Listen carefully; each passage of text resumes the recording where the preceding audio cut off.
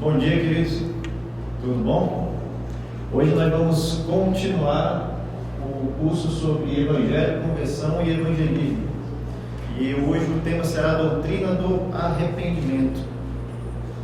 Então, eu gostaria de iniciarmos orando. Pai, obrigado, Senhor, por esse momento de estarmos aqui, ó Deus, para conhecermos mais da Tua Palavra, para podermos conhecer mais de Ti, Senhor.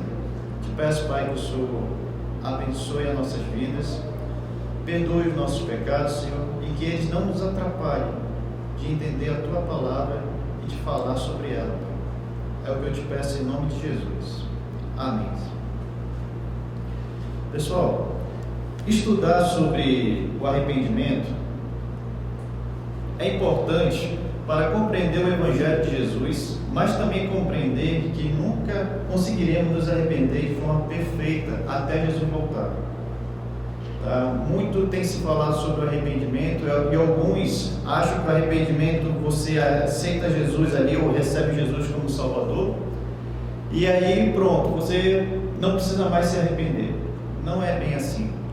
Então o arrependimento é importante para a gente compreender a necessidade do Evangelho e entender que nós nunca vamos conseguir nos arrepender de forma perfeita, completa. Nunca isso vai acontecer. Por isso eu concordo com o Paul Washer. Olha o que ele diz aqui. Ele defende que não podemos esperar que um novo convertido tenha um arrependimento perfeito no início da sua conversão, mas pelo menos semente de arrependimento. Quando o Evangelho é pregado, a ordem é arrependei-vos e crede no Evangelho. Esse arrependimento não é um arrependimento que de início vai ser um arrependimento completo e perfeito. Talvez por isso muitas pessoas levem sobre si um peso muito grande. Eu não consigo fazer tudo que essa Escritura manda eu fazer, então eu não estou salvo. Eu não consigo me arrepender tanto quanto o pastor A, B ou C. Eu não consigo fazer aquelas coisas que eu tanto quero fazer. Aí traz uma carga sobre si, como se um arrependimento perfeito fosse real neste mundo aqui. Não é real. Assim como a santificação era um processo de crescimento, o arrependimento também é um processo de crescimento. O arrependimento é um processo, ou seja, aqueles que foram alcançados por Jesus Cristo, aqueles que ouviram o Evangelho e foram transformados em nova criatura, eles têm um processo de crescimento no arrependimento. Nós temos que crescer em arrependimento, nós temos que prosseguir em crescer. Nós não podemos nos limitar àqueles arrependimentos ali quando a gente conheceu Jesus. Eles não estão limitados ali, é um processo. E para a gente entender melhor, vamos ver alguns significados aqui no Antigo Testamento. Voltando aqui. Quem pode ler para mim Jeremias capítulo 4, verso 4? No Antigo Testamento existe também arrependimento, só que ele é muito mais notável através de metáforas, como tem em Jeremias 4,4, circuncidar o coração. Quem pode ler, por favor? Circuncidai-vos para o Senhor, circuncidai o vosso coração, ó homens de Judá e moradores de Jerusalém, para que o meu furor não saia como fogo e arda, e não haja quem o apague, por causa da malícia das vossas obras. Amém. Através dessa metáfora de circuncidar, o que era circuncidar? É tirar o excesso de pele do órgão masculino. Então, quando você faz uma circuncisão, ele está dizendo assim: olha, circuncida seu coração, tira o que não presta para fora, tira, faz isso. Ou em outras palavras, se arrepende do pecado que você fez, porque senão a minha ira virá sobre você, sobre o povo. Então Deus fala sobre isso no Antigo Testamento, sobre a necessidade do arrependimento. Quem pode ler Oséias 10, 12? É outra metáfora. Oséias 10, 12. Quem achou pode levantar e falar.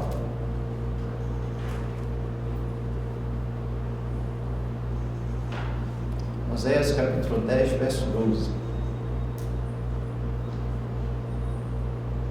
Alguém achou? Vou ler de novo. Pode ler. Deixa Deus te usar, menino. Então eu disse: semeai para vós outros em justiça, ceifai segundo a misericórdia, arai o campo de pousinho, porque é tempo de buscar ao Senhor, até que Ele venha, e chova a justiça sobre vós. Amém. O arar o campo aí, meu irmão, minha irmã, e você que nos acompanha pela internet. O arar é um processo. É um processo onde Deus está dizendo: olha, arai o campo. Quando a gente se arrepende dos nossos pecados, nós temos a obrigação de trabalhar nisso no nosso coração. Nós temos que arar o nosso coração, tirar o que não presta, tirar aqueles pecados que a gente tanto gosta, tirar aquelas coisas que não são de Deus. Arai o vosso coração. De outra maneira, arrependimento está associado com atitude, não está associado com promessa de que eu vou fazer um dia. Não, esse pecado é a última vez que eu vou cometer. Não, amanhã eu prometo que eu vou para a igreja e vou estar perfeito. Amanhã eu prometo que eu vou fazer aquilo. Deus não está preocupado com a sua promessa, Ele está preocupado com a nossa ação. Ele quer ação. E arrependimento está ligado à ação, à prática. Não existe arrependimento sem prática. Pelo menos o arrependimento bíblico não existe isso.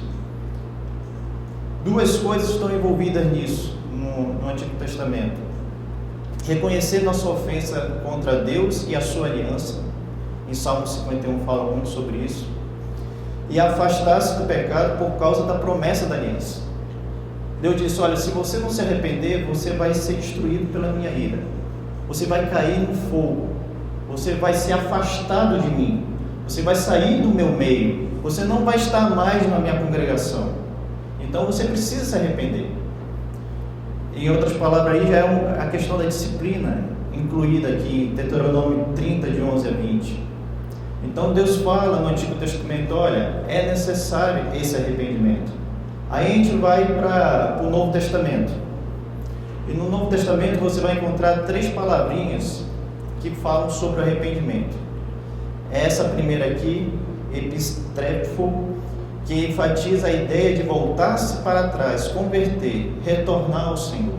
Você vai encontrar em Atos 26, 20, 1 Tessalonicenses 1, 9.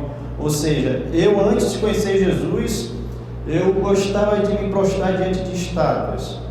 Eu gostava de adorar imagens. Uma vez que eu conheci Jesus, eu vou dar meia volta e não vou mais querer saber dessas imagens. Eu vou querer saber o que? De Cristo. Antes de conhecer Jesus, alguns se prostravam diante da pornografia, diante da prostituição, diante da mentira. Uma vez que conheceu Jesus, começou a se voltar para o Senhor e não para essas coisas mais.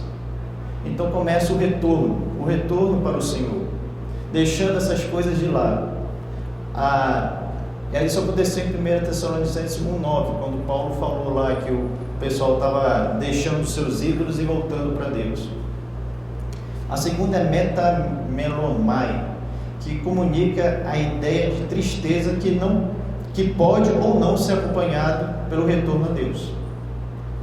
Aí é que está uma questão que eu acredito que muitos crentes do século 21 estão confundindo as coisas. Tem muitas pessoas que dizem assim: não, eu me arrependi, mas eu não retornei para o Senhor, eu não deixei os meus pecados. Ué, então ele está querendo usar essa palavra no grego aqui, que mostra esse tipo de arrependimento, que em outro momento o apóstolo Paulo diz que esse é o arrependimento que leva à morte. O arrependimento o arrependimento que é segundo a tristeza do mundo conduz à morte e não à salvação. Que é quando você se entristece pelo que você fez, mas a sua tristeza não te leva para Cristo, só te leva a abandonar um pouquinho de tempo aquele pecado. Aí passou a tristeza, você volta para aquele pecado. Não é esse arrependimento que Deus quer de nós. Por isso que metanoia é uma outra palavra que é bem mais usada e bem mais direcionada. E a gente vai usar como estudo de casa aqui o filho pródigo, que está em Lucas 15, de 11 a 32. O filho pródigo mostra muito bem esse processo, que como Deus trabalha em nós. Antes de a gente ir para perguntas e comentários, vou fazer um pequeno resumo aqui do Simple Verguso, acho que é assim que pronuncia, é desse livrinho aqui. Recomendo esse livro. Esse aqui e do R.C. Sproul são um dos principais fontes que eu usei para esse estudo de hoje. Esse autor ele fala o seguinte: no Novo Testamento a aliança alcança sua plenitude na vinda do reino de Deus em Jesus e na inauguração dos últimos dias. A promessa da aliança já não é mais proeminente porque se cumpriu. Em um sentido, a aliança é Cristo. O foco da atenção não está mais em uma promessa, e sim em uma pessoa. Então, antes, eles se arrependiam porque sabiam que se não valorizasse a promessa, se não fosse fiel à promessa, eles iam o quê? Para o inferno. Iam receber a ira de Deus. Quando Jesus veio, ele veio e cumpriu a promessa. Agora, se nós não nos arrependermos e valorizarmos o que Cristo fez por nós na cruz, se nós não nos alimentarmos do Evangelho de Jesus, nós iremos para o inferno. Porque aqueles que não nasceram de novo não estão interessados em se alimentar do Evangelho de Cristo. Não querem saber do Evangelho de Cristo. Querem saber de uma vida perfeita, de uma vida boa. Querem até ir para o céu, portanto que Deus não esteja lá. Mas querem tudo de bom, mas não querem o Evangelho, não querem Cristo. Então o Evangelho, nós precisamos dele, nos alimentar dele todos os dias. E é uma luta espiritual. Não é fácil. Por isso que isso mostra o quanto é necessário. Nós necessitamos do Evangelho.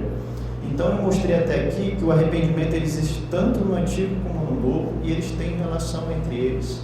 Eles são necessários até hoje. Até aqui, alguém quer fazer alguma pergunta, comentar, complementar? Pode falar. Um de cada vez. Tudo certo, então? Vamos prosseguir? Então vamos aqui para outra parte. Convido vocês a abrir Lucas capítulo 15, a partir do verso 11.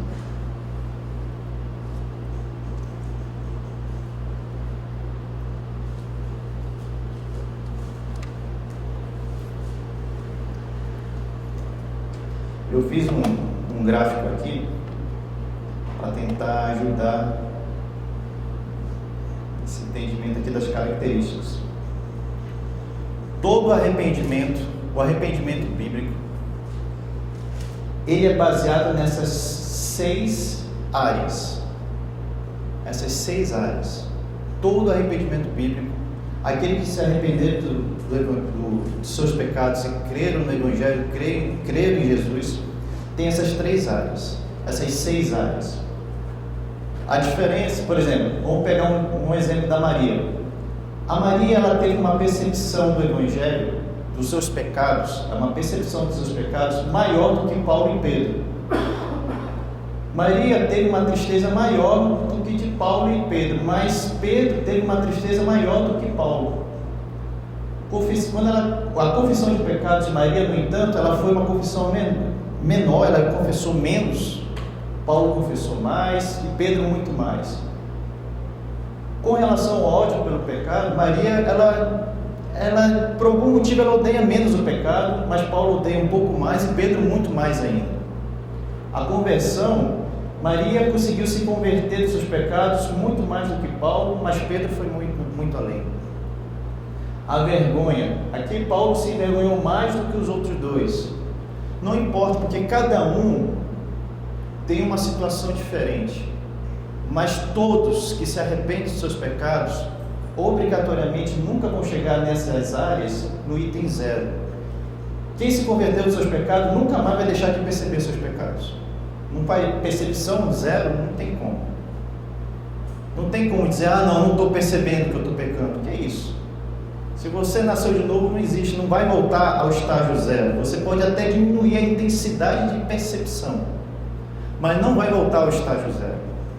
A tristeza pode até não se entristecer tanto agora, mas à medida que vai crescendo no arrependimento, a tristeza vai ter que aumentar. Talvez não aumente tanto quanto eu ou o meu irmão ali, mas tem que aumentar. É tipo uma planta, quando você rega a planta com água, quando você rega ela vai crescendo. Tem plantas que crescem mais rápido, tem outras que crescem mais devagar, mas todas elas crescem. Por quê? Porque uma planta que está viva cresce. Aquele que está vivo em Cristo Jesus, porque nós nascemos mortos dos nossos pecados, aqueles que estão vivos estão crescendo. Alguns crescem mais rápido, outros crescem mais devagar, mas todos crescem. Aqui em Lucas, quem achou Lucas 15, verso 11, eu não vou ler toda a parábola, eu vou pensar parte dela para a gente ir caminhando e ver. Mas eu vou ler sim, sabe por quê? Porque pode ser que alguém aqui que esteja assistindo pela internet não conheça essa parábola. Então vamos ler. Capítulo 15, Lucas capítulo 15, verso 11, diz assim: certo homem tinha 2 filhos. O mais moço disse ao pai: Pai, dá-me a parte dos bens que me cabe por herança. Então o pai repartiu seus bens entre eles. Poucos dias depois, o filho mais moço, juntando todas as suas coisas, partiu para um país distante e lá desperdiçou seus bens, vivendo de modo irresponsável. E depois de gastar tudo, houve naquele país uma grande fome. Ele começou a passar necessidade. Então se colocou a serviço de um dos cidadãos do país, e este o mandou para os seus campos para cuidar dos porcos. Ele desejava encher o estômago com a comida dos porcos, mas ninguém lhe dava nada. Ele, porém, caindo em si, disse: quantos empregados de meu pai têm fartura de comida, e eu estou aqui passando fome? Vou me levantar, irei até meu pai e lhe direi: Pai, pequei contra o céu e contra ti. Não sou mais digno de ser chamado teu filho. Trata-me como um dos teus empregados. E levantando-se, foi para o seu pai. Estando ele ainda longe, seu pai o viu, encheu-se de compaixão e, correndo, lançou-se ao pescoço e o beijou. E o filho lhe disse: Pai, pequei contra o céu e contra ti. Não sou mais digno de ser chamado teu filho. Mas o pai disse aos servos: trazei depressa a melhor roupa e vestiu. Ponde-lhe um anel no dedo e sandália nos pés. Trazei também o melhor bezerro e matai-o. Comamos e alegramos, porque este meu filho estava morto e reviveu. Havia se perdido e foi achado. E começaram a se alegrar. Eu vou até aqui, porque se você observar em Lucas 15, 17, diz assim: caindo em si. Caindo em si. É a percepção do pecado. É o poder de Deus que derrama sobre a pessoa através da comunicação do Evangelho de Cristo. O Evangelho, quando ele é pregado, é o poder de Deus que cai sobre as pessoas. Não é a sua forma de falar ou a sua forma de persuasão, de convencer os outros, não. É o poder de Deus. Porque o poder de Deus tem essa característica. A bondade dele cai sobre a pessoa e a pessoa é levada ao arrependimento, né? Então, em Lucas 15:17, fala assim: caindo em si, é a percepção do pecado. E esse cair em si, a gente tem que levar em mente o seguinte: todo o nosso ser foi corrompido pelo pecado, é a depravação total do homem, tudo. Por isso que a fé natural do ser humano não pode nos salvar, porque a fé que a gente nasce é uma fé corrompida pelo pecado. Então a gente não consegue ser salvo pela nossa fé natural. Eu acredito que eu vou passar no vestibular. É uma fé natural. Mas assim que pintar uma dificuldade, a gente já começa a desistir disso. Já começa a achar que não vai passar. Por quê? Porque ela é corrompida pelo pecado. Por isso que quando nós cremos em Jesus Cristo, nós recebemos uma fé sobrenatural. Uma fé que vem de Deus. E essa fé, ela é perfeita. E aí a gente acredita também que o nosso arrependimento, ele é perfeito. O nosso arrependimento, ele não é perfeito. Ele não é. Então, quando o Evangelho te ordena, olha, arrependei-vos e credes no Evangelho, o poder do Espírito Santo está falando com você aquele pecado principal, aquilo que precisa ser deixado naquele momento, para que você nasça de novo, para você crer em Jesus Cristo, para que você seja transformado por Cristo. É o poder de Deus. Isso é algo sobrenatural de Deus. São sementes do arrependimento. E a principal evidência, a primeira semente do arrependimento é o quê? Crer em Jesus como o único Deus e Senhor. É aquele que vai mandar na minha vida. Se o Evangelho está falando para mim, olha, Paulo, você não pode mais ficar vivendo uma vida de mentiras, porque eu sou um Deus que fala a verdade. Você tem que buscar uma vida de verdades. Se eu sou um Deus que estou dizendo que você tem que me adorar, então você não pode mais ficar adorando outras coisas. Deus diz, olha, eu sei o que você faz no computador quando ninguém te vê. Eu sei o que você faz quando você está sozinho no quarto ou sozinho com um colega lá no trabalho. Eu sei o que você faz quando você está sozinho no banheiro. Eu te conheço. Eu sei quem você é. E você precisa se arrepender. Você precisa ser transformado. Que se você não se arrepender, você não vai ser salvo. E uma das evidências do arrependimento é aceitar o Senhor como o Senhor da nossa vida, o senhorio de Cristo. É entender o seguinte, olha, eu acredito naquilo, mas se Deus está dizendo ao contrário, eu vou me submeter ao que Deus está dizendo. Por que tem muita hoje confusão com os homossexuais? Porque eles estão confundindo as coisas. Todos nós que entramos na igreja, nós temos que se arrepender dos nossos pecados e crescer em arrependimento. Todos nós. Seja o pecado ele qual for. Seja qual for o pecado.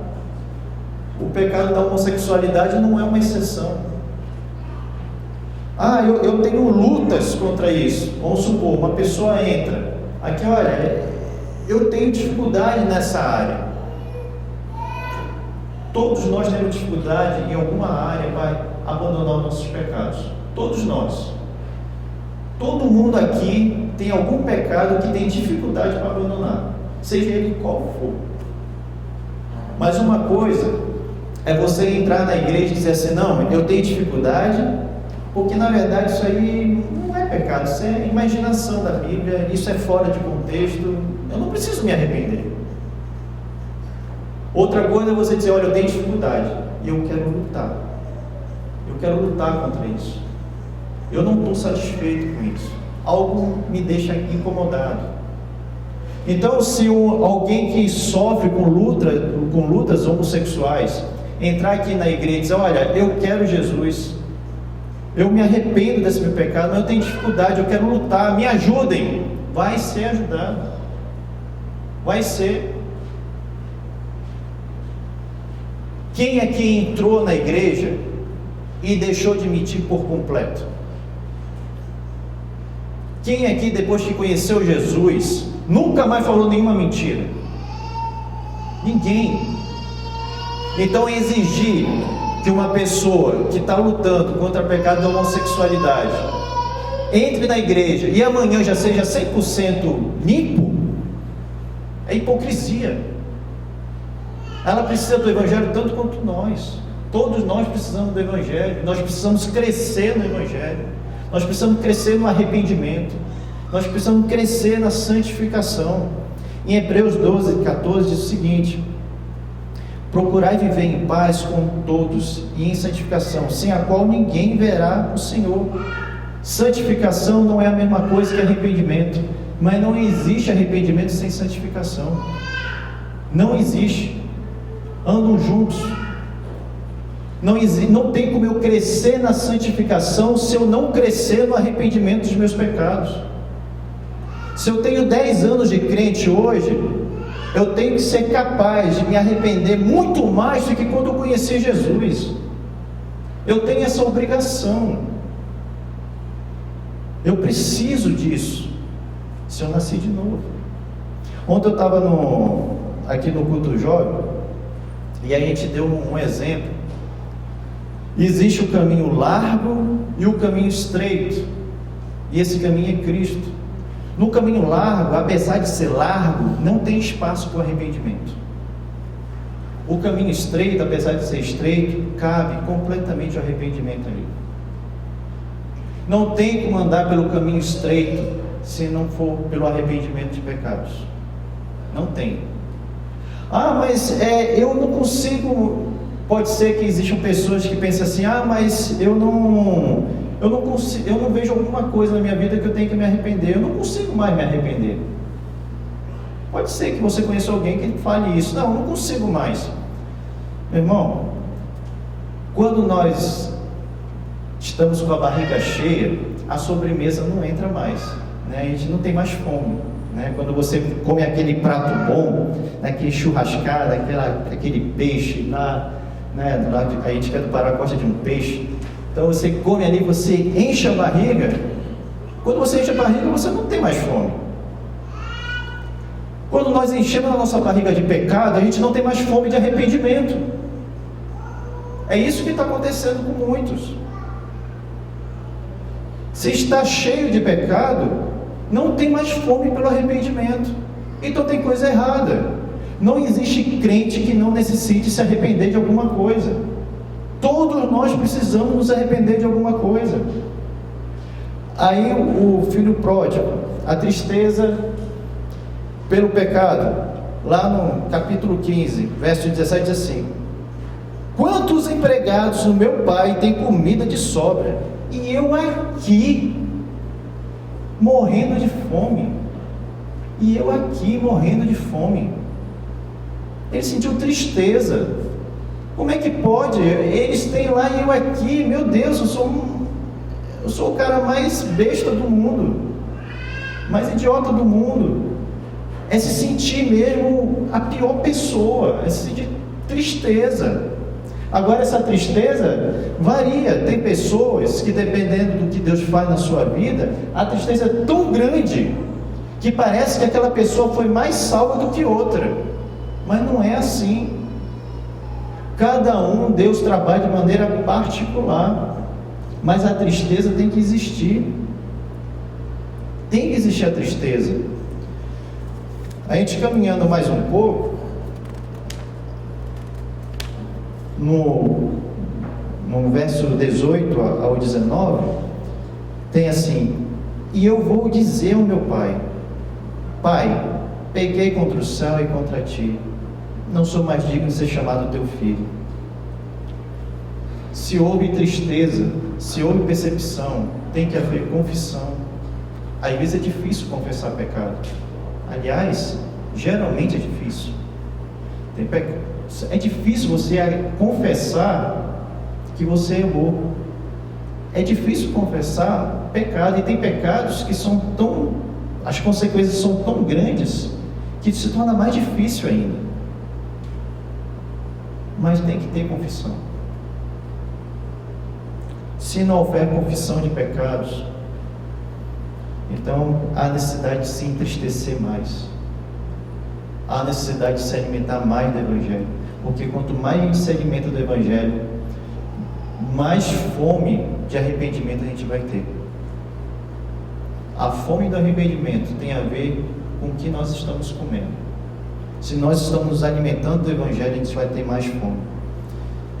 E ele fala assim: eu aqui morrendo de fome. É uma tristeza misturada com ódio. Poxa, eu tinha tudo. Eu tinha tudo na minha casa. Eu tinha um relacionamento perfeito. Eu tinha um emprego perfeito. Eu tinha tudo isso, ficou para trás. Mas o pior, tudo isso leva a tristeza, leva. Mas o pior é que eu estou longe da casa do meu pai. Quando a gente cresce no arrependimento, a primeira coisa que a gente vê é o seguinte: as coisas materiais que a gente perdeu. Mas quando a gente começa a crescer um pouco mais no arrependimento, a gente vai ver que as coisas materiais não se comparam com a distância da casa do pai. Que lá ele se sentiu o quê? Acolhido. Ele se sentia suprido. Ele era sustentado, ele era amado. E agora ele estava do lado de porcos, comendo a comida deles, porque ninguém não estava nem aí para eles, nem aí para ele. Pior ainda: ah, tu quer comer? Está ali a comida dos porcos, pode comer. Porque houve uma fome tão grande, uma fome terrível. Quem nunca passou fome talvez tenha dificuldade, mas com certeza quem já passou fome sabe o que é a barriga doer, o que é tudo isso. Então ele sentiu ódio do pecado dele. Por que eu fui sair da casa de meu pai? Por que eu fui abandonar tudo da casa dele? Por que eu abandonei os braços do pai? Por que eu abandonei o beijo do meu pai?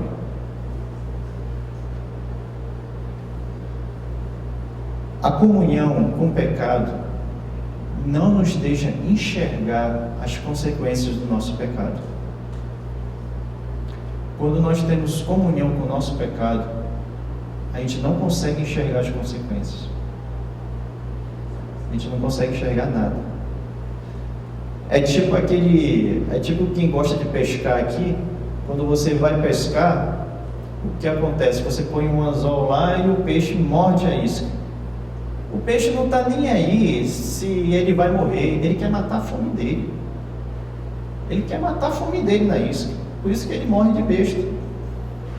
Porque ele quer matar a fome do que ele quer. Enquanto nós tivermos fome dos nossos pecados, nós estamos conseguindo aquilo que a gente quer: ir para o inferno. Ir para o inferno. Então, se nós estamos nos alimentando do Evangelho, se realmente o Evangelho é o nosso alimento, a gente tem que segurar no anzol de Deus, na palavra de Deus, e não largar mais, fazer força. Quando a gente está pescando, a gente tem que fazer força com o peixe. E a mesma coisa é o Evangelho. Se nós estamos nos alimentando do Evangelho, a gente quer segurar, a gente deseja o Evangelho mais do que tudo, a gente tem que lutar com nossas forças. E lutar com nossas forças significa ação prática. E foi o que ele fez. No 15:18 ele fala: e me porei a caminho e voltarei para a casa de meu pai. Aqueles que se arrependem, eles buscam voltar para a comunhão da igreja. Eles buscam voltar para a casa do pai. Foi o que o filho pródigo fez. Eu me porei ao caminho. Quem é o caminho? Jesus. Eu sou o caminho, a verdade e a vida. Ninguém vem ao Pai se não for por mim. Jesus não falou essa parábola por acaso. Eu me colocarei no caminho e voltarei para a casa de meu Pai. Aqueles que se arrependem vão se alimentar do Evangelho e vão comer do Evangelho com fé em Jesus Cristo, que é o único caminho. Ele é o caminho da nossa salvação. Sem Ele não tem como ser salvo. Sem Ele não tem como voltar para a casa do Pai. Sem Ele não tem como ir para o céu. Sem Ele não tem como se sentir satisfeito, mesmo quando a gente está passando por dificuldades. E essa vida a gente é cheio de dificuldades. Não tem jeito. É uma hoje, é uma amanhã. Agora tem um negócio. Quando Jesus voltar, a gente vai subir com Ele e as dificuldades vão ficar. As doenças vão ficar.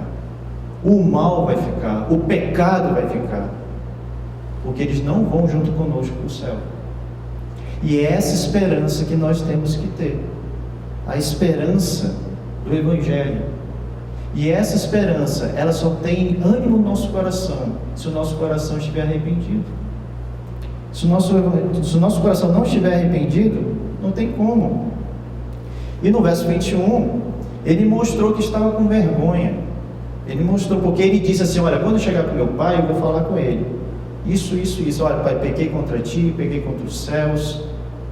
Eu fui um miserável pecador. Ele disse que ele ia fazer isso. Quando ele chegou, ele fez. E ele não fez sorrindo. Foi vergonhoso. O filho disse: pai, pequei contra o céu e contra ti. Não sou mais digno de ser chamado teu filho. Quando nós nos arrependemos dos nossos pecados, a gente muda a forma de tratamento. Eu não quero mais ser o cara. Eu quero ser tratado como filho. Eu quero ser tratado. Eu quero me sentir filho. Eu não quero mais ser o cara que tinha todas as bênçãos de Deus. Eu sou salvo, agora eu vou fazer tudo o que eu quero. Eu não quero saber disso. Eu quero ser tratado como filho. E como filho, eu me arrependo, Pai. Eu creio em Ti. Eu me arrependo dos meus pecados. Sonda meu coração. Transforma a minha vida. Porque eu preciso ser algo diferente. Eu preciso ser igual a Cristo Jesus. Temos que crescer no arrependimento até sermos como Cristo. Temos que crescer no arrependimento até sermos como Cristo Jesus. E quando a gente morrer, a gente não vai ter alcançado o auge disso. É por isso que nós somos salvos pela fé em Cristo, não somos salvos pelo arrependimento. Porque o arrependimento ele não é perfeito e não é completo aqui. Assim como a santificação também não vai ser completa aqui neste mundo. Ninguém vai conseguir ser 100% santo neste mundo até Jesus voltar. Ninguém. Da mesma forma, ninguém vai conseguir se arrepender de todos os seus pecados de maneira completa e perfeita até Jesus voltar. Não vai. É por isso que o arrependimento ele não salva. Ele não salva. Mas ele mostra que fomos salvos. Ele é a evidência da salvação em Cristo Jesus. Imagina que você, antes de eu abrir aqui para perguntas e comentários, imagina que você tem um carro, um Fusquinha. Você tem um Fusquinha e você sabe que o Fusquinha ele tem potência ele tem capacidade, ele é forte para andar em estrada de lama, estrada de buraco. O Fusca ele é muito bom. Eu tive 2 na época lá com meus avós. O Fusca ele não é confortável, mas ele é um carro um carro que aguenta qualquer parada, né? Aí vamos supor que você venda esse Fusca. Você vendeu e um amigo teu te deu uma BMW zerada, 2020, novinho. Eu duvido, eu quero apostar com você, se você vai pegar esse carro e vai andar com ele pelo mesmo caminho de buracos que você andava com seu Fusca.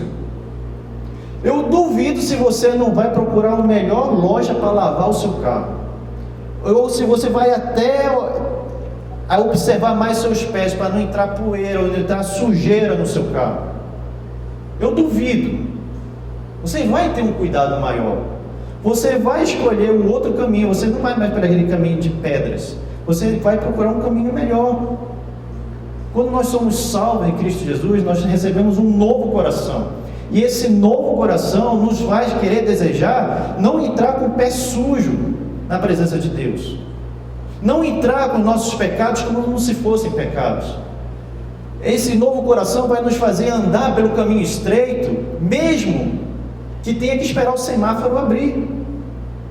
Ah, mas aquele ali não tem semáforo, mas o caminho está cheio de pedra. Não, eu não vou pegar um atalho. Meu caminho é Cristo. Não tem atalho, é Cristo. Então, quando a gente nasce de novo, tudo isso nos faz desejar Cristo. E quando a gente deseja, isso é uma consequência do nosso arrependimento. Porque antes a gente não desejava Cristo. E agora a gente deseja. A gente quer Jesus. A gente quer uma nova vida. A gente quer ser transformado. Ah, eu não consigo, eu tenho dificuldade. Todos nós temos dificuldade em alguma área. Mas precisamos o quê? Persistir. Porque quem está em Cristo, nova criatura é. As coisas velhas já passaram. E esse que tudo se fez novo. Tudo. O nosso coração é um novo coração. Alguém gostaria de fazer alguma pergunta ou comentário?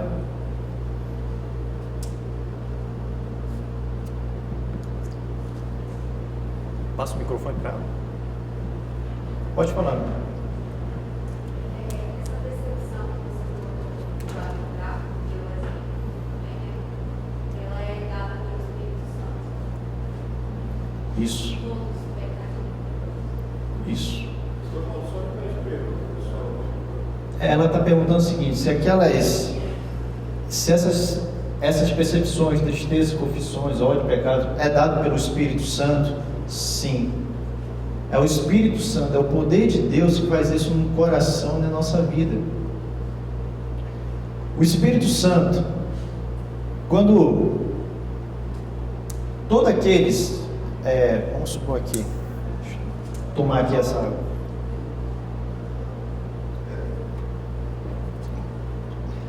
Todos nós nascemos com esse copo sem água. Todos nós nascemos com esse copo sem água.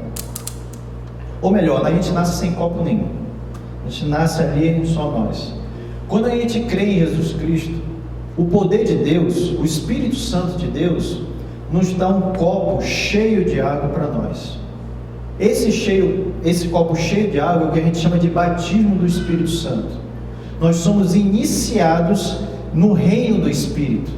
Nós agora somos filhos de Deus pelo poder que o Espírito Santo nos dá. Esse poder é um poder regenerador e ele nos lava, ele nos transforma, é algo sobrenatural. Ninguém pode construir um novo arrependimento, ninguém pode produzir. Você pode até produzir uma criança num laboratório, com embriões lá, fazer alguma coisa, mas um novo nascimento, ninguém consegue produzir humanamente falando, ninguém, é só Deus. Então o Espírito Santo, ele te dá o copo cheio dessa água. Então você, quando conhece Jesus, você está inicialmente cheio do Espírito Santo. Você está tão cheio do Espírito Santo que você quer o quê? Que as pessoas conheçam Jesus, que as pessoas se arrependam dos seus pecados. Você começa a falar de Jesus, começa a falar do Evangelho. Quanto mais você fala, mais você está bebendo dessa água aqui. Quanto mais fala, mais está bebendo dessa água.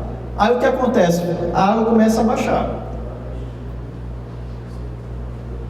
Você começa a falar e a água baixa.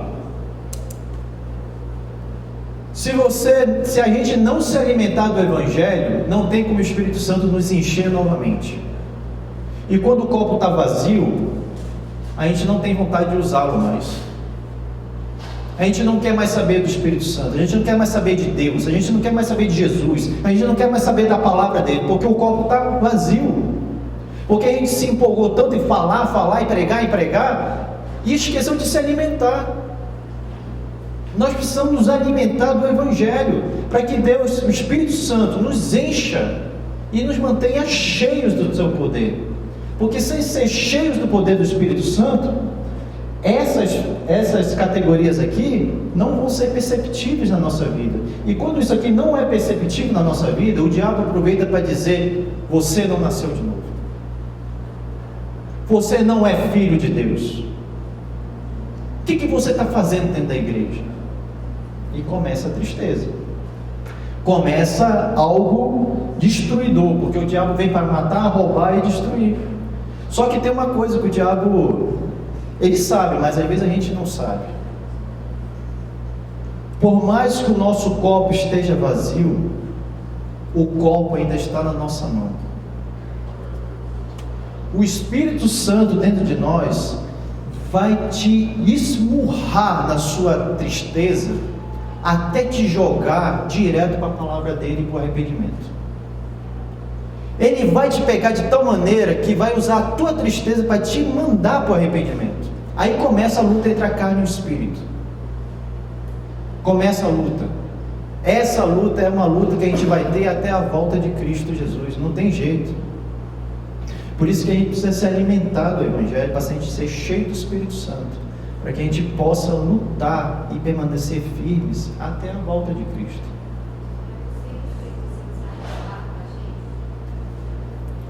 Não é possível, porque uma vez que o Espírito Santo entra em você, você tem Ela perguntou o seguinte: é possível o Espírito Santo se afastar de nós, daqueles que foram salvos? Não tem como ele se afastar de nós. Tem como nós nos afastarmos dele.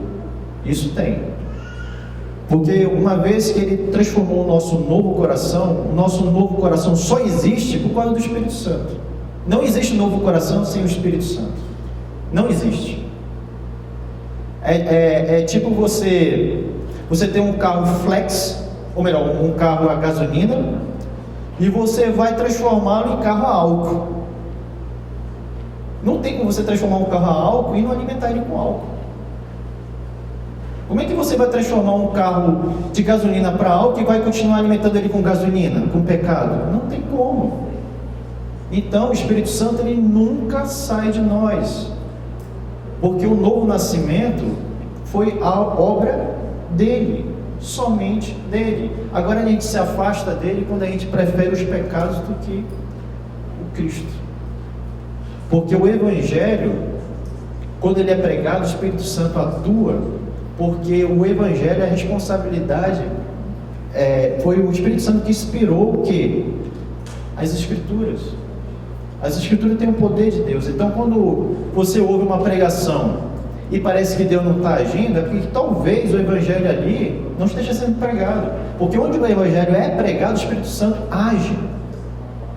Ele age, ele faz maravilhas, ele transforma, ele salva, cura e faz todas as coisas, né? Ajudou? Gente, eu vou, por resumo, aí eu vou abrir para mais uma pergunta por causa do horário e a gente já finaliza aqui. Resumindo, o arrependimento é necessário no Antigo e no Novo Testamento. O arrependimento é necessário até a volta de Cristo. O arrependimento não é um evento completo aqui, mas crescente até a volta de Cristo. E o arrependimento não bíblico gera tristeza segundo o mundo para a morte, mas não para a salvação, porque não há fé em Cristo. O arrependimento que não gera mudança é um arrependimento sem fé em Cristo. Então, arrependimento segundo o mundo, que todos nós, às vezes a gente se arrepende, mas não é pela fé, né? É um arrependimento natural. Esse arrependimento natural não salva, né? O que salva é a fé em Cristo Jesus. Então, a gente finaliza por aqui, mas alguém quer mais alguma pergunta antes de a gente fechar? Comentário?